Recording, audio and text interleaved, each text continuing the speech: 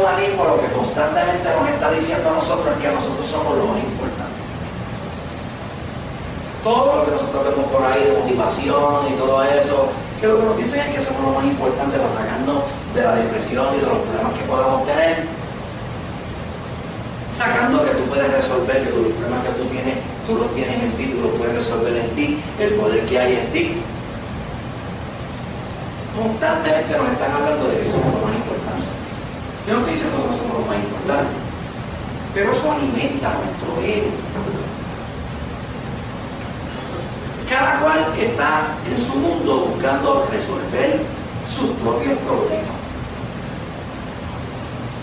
El individualismo, que es una filosofía que empezó a mediados del siglo XX, o a principios más o menos entre el 20 y el 30, que es producto del humanismo, nos dice que nosotros somos seres individuales y que yo soy lo más importante. Y como individuo yo tengo que buscar alcanzar mis metas, aunque le pase por encima a los que están al lado mío. Yo no tengo que preocuparme por el que está al lado mío, yo me preocupo por mí y por resolver mis problemas. Eso alimenta nuestro ego. Eso alimenta nuestro yo. El panteísmo nos dice algo peor, nos dice que somos dioses. Porque el panteísmo eso lo que significa es que todo es Dios. Pan es todo, teísmo viene de Teo, de Dios. Panteísmo, todo es Dios. Así que la silla es Dios, el árbol es Dios, el cielo es Dios, pero tú y yo, que somos parte de la creación, también somos Dios. Interesante. Eso alimenta nuestro ego. Estamos siendo constantemente bombardeados porque el panteísmo viene a través de lo que nosotros conocemos como la nueva era. Estamos hablando de eso sí, Dios mío, se olvidó, de una clase prácticamente de ciencias sociales. ¿Cómo nos integramos entre nosotros y qué filosofías nos pueden afectar para nosotros poder vivir? La nueva era que trae misticismo oriental todo el tiempo, entre ellas trae ese misticismo del panteísmo que es reflejo de los países orientales.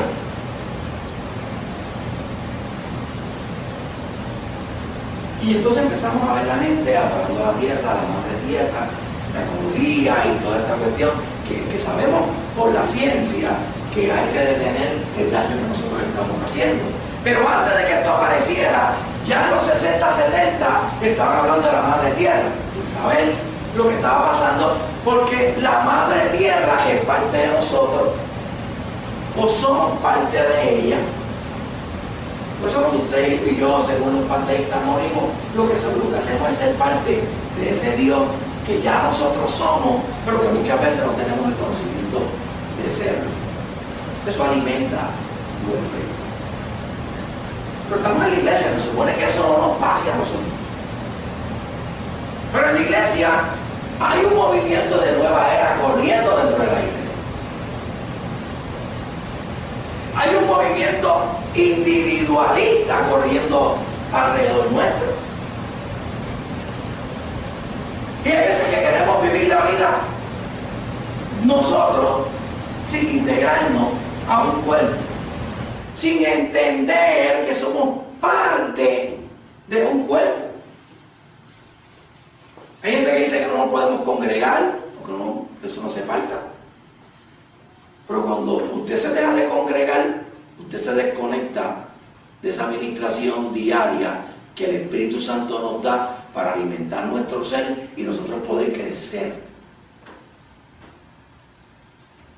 Si una célula del cuerpo quisiera irse sola, jamás en la vida va a poder sola producir vida. Juan el Bautista dijo: es necesario que él crezca y que yo mismo. Y yo tomo esas palabras de Juan para compartir con ustedes en que nosotros como seres individuales, como seres que creemos que somos lo más importante, cuando venimos al cristianismo, lo primero que enfrentamos es que vamos a estar de muerte a muerte. En la iglesia, la nueva era está ahí, el individualismo. Hay gente que cree, como hay coritos por ahí escritos: yo no sé a qué tú viniste, yo vine a adorar a Dios. A mí me importa un bledo lo que a ti te fácil. Tú no quieres adorar, chávate, yo voy a adorar. Hay gente que dice, la salvación es individual. Así que si tú no quieres buscarle a Dios, allá tú. Y a nadie le importa lo que le pase a los otros. Somos rapiditos para sacar la navaja de la lengua y pasar por la piedra a los hermanos. Yo he visto eso en iglesia.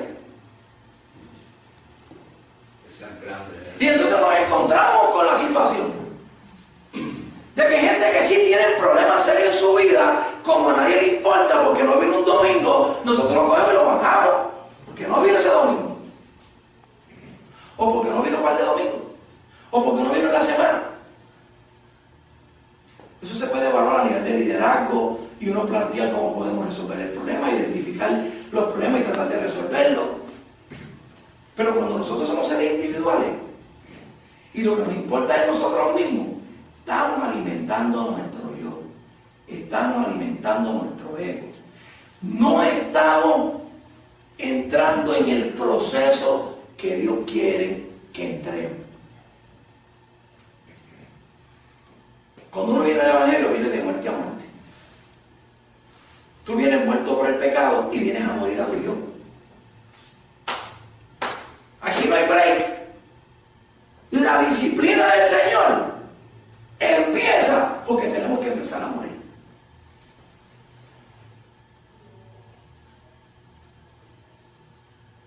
Yo entiendo muchas posiciones a veces de los hermanos que están empezando en el Señor, que están en ese proceso de crecimiento, donde en muchas ocasiones tratamos de vivir la vida en un nivel individual, sin querer herir a nadie, y queremos vivir en una vida de santidad sin querer herir a nadie, y para eso, para nosotros eso es evangelio. Pero hay que trascender.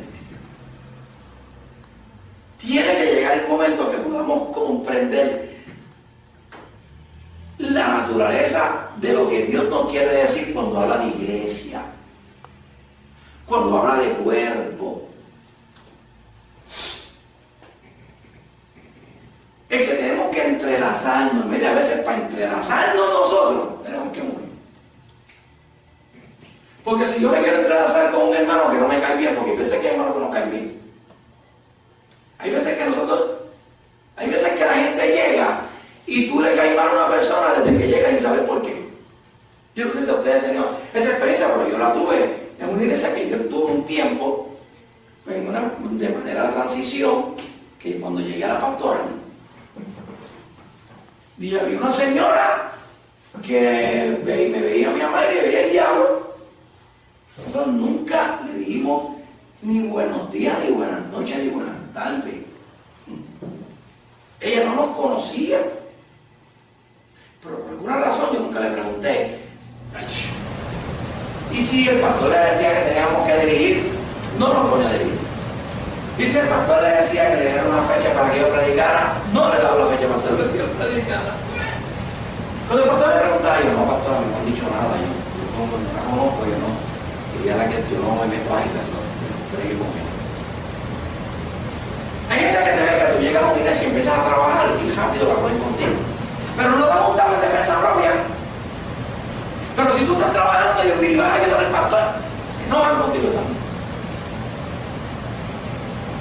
Y vivimos un evangelio sin conciencia del cuerpo de Cristo.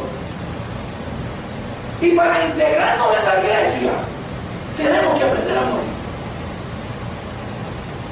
Mientras yo esté en el trono mandando,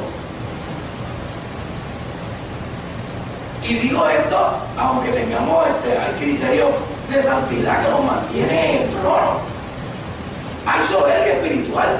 Si yo soy de los que me comparo con los demás,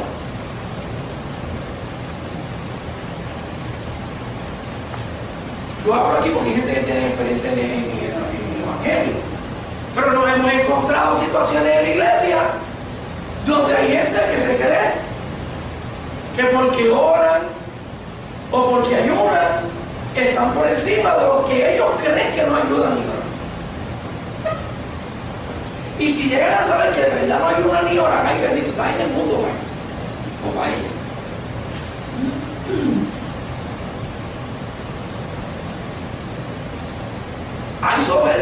espiritual. Hay gente que a lo mejor ayuna 2 veces al día, ahora 4 horas diarias, lee la Biblia todos los días y se cree que porque eso, lo único que le falta es que leviten, porque es verdad que estén flotando en el aire. Porque claro, eso es lo que falta, para que salgan alitas y uno diga. Hay gente que cree eso. Con todo y eso, él también o ella también tiene que morir. El evangelio es dejar de mirarme a mí mismo para mirar a los demás. A veces creemos que hemos muerto y no hemos muerto. A veces creemos que estamos, como yo decía, en el centro de la voluntad de Dios y hace tiempo que salimos del círculo. Hay veces que lo hacemos intencional, como yo decía el viernes, pero vamos hasta la línea ahí. De ahí para allá el pecado, pero yo quiero vivir aquí en esta línea aquí. Tú sabes. Eso pasa en el evangelio. Pero hay gente que cree que está en el medio y está en la línea.